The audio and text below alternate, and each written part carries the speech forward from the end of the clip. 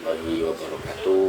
Saya Khairul Faizin, mahasiswa PJJ PAI UIN Cyber Syekh Nurjati Cirebon.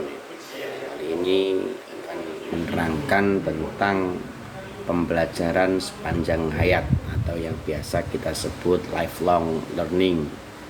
Nah, ini untuk memenuhi tugas mata kuliah pendidikan PAI luar sekolah.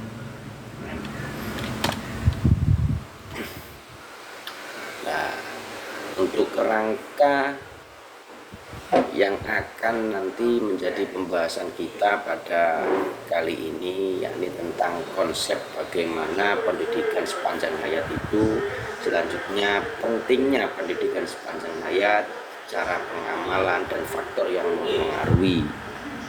Untuk selanjutnya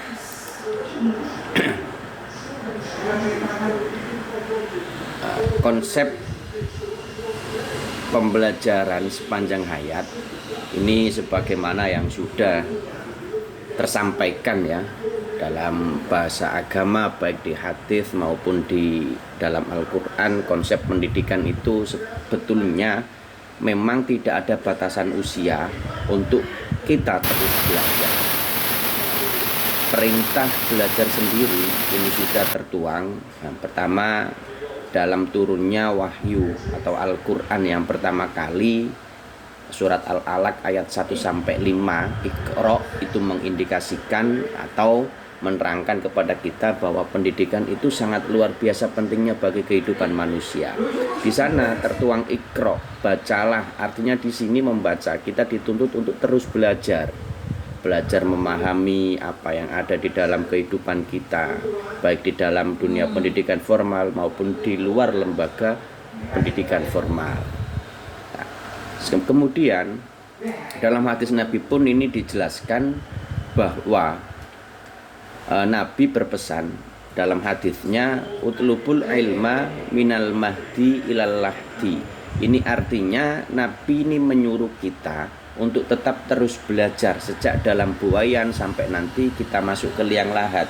Ini maksudnya tidak ada batasan usia. Sejak kecil pun sampai nanti kita mati, kita tetap diwajibkan untuk belajar. Karena apalagi kita sebagai seorang muslim, belajar itu sebagai kewajiban bagi setiap muslim. Dalam hadis Nabi dijelaskan, thalabul ilmi fardhatun ala kulli muslimin wa muslimatin. Nah, jadi kita sebagai umat muslim ini dituntut untuk terus belajar, baik sejak kecil maupun sampai nanti kita akan menghadapi kehidupan akhir kita. Seperti itu. Nah, pentingnya pembelajaran sepanjang hayat ini karena kehidupan kita ini tidak hanya terbatas pada SMP, SMA saja, akan tetapi kita juga tetap dituntut untuk terus belajar, baik dalam pengajian, majelis-majelis taklim. Kemudian kita juga tetap harus belajar di setiap apapun yang nanti kita hadapi. Misalkan di dalam kehidupan masyarakat kita berbaur dengan orang dengan tipikal A, kemudian kita juga berbaur dengan orang yang memiliki tipikal B. Nah, ketika nanti kita sudah berbaur di sana, kita juga dituntut untuk terus membaca apa? Membaca realita yang ada di dalam tatanan sosial masyarakat. Seperti itu. Jadi belajar ini tidak hanya terbatas pada pendidikan atau lembaga pendidikan formal saja, tetapi di masyarakat dimanapun kita berada, kita tetap harus belajar. Nah, ini yang menjadi poin penting kenapa kita harus tetap belajar, agar ini sebagai bekal kita ketika nanti kita menghadapi kehidupan yang nyata, kita berbaur dengan masyarakat, kita memiliki ilmu sosial, ilmu interaksi dengan mereka dan sebagainya. Nah, ini tentang makna dasarnya. Jadi pendidikan sepanjang hayat ini membolehkan semua orang mendapatkan pengetahuan yang sepatutnya agar mereka ini bisa mengambil bagian secara cerdas ya untuk memperoleh ilmu baru. Jadi tidak ada batasan. Nanti ketika kita menyelenggarakan lembaga pendidikan kemudian hanya dikhususkan ini, nah yang lain bagaimana? Karena di sini pendidikan sepanjang hayat itu memang kita sebagai manusia ini memiliki hak untuk tetap terus belajar. Ini juga disampaikan oleh Paul Lengren, pegawai pertumbuhan pendidikan UNESCO. Di dalam laporannya beliau menyatakan bahwa pendidikan tidak sepatutnya terhenti pada usia kanak-kanak saja atau remaja saja. Ya perlu mengiringi seseorang itu di sepanjang hayatnya. Ya mungkin memang kita terbatas di dalam dunia pendidikan formal, kita terbatas pada instansi-instansi pendidikan ya, mulai dari PAUD, kemudian ada SD atau MI, SMP atau MTS, ada SMA atau MA, kemudian berlanjut ke perguruan tinggi. Nanti ketika kita selesai di pendidikan formal ya, itu bukan berarti kita berhenti untuk terus belajar, tetapi itu sebagai langkah awal dan bagaimana kita bisa mengaplikasikan ilmu-ilmu yang sudah kita dapat di dalam pendidikan-pendidikan formal. Nanti kita lanjutkan pada pendidikan-pendidikan selanjutnya di perguruan tinggi. Nah, ilmu yang kita peroleh itu agar tidak terhenti begitu saja di kita, tetapi bagaimana bisa kita mengamalkannya sembari kita tetap terus belajar, mengidentifikasi, kemudian meneliti apa yang menjadi realita di masyarakat sehingga kita bisa terapkan ilmu-ilmu kita untuk berbaur dengan mereka.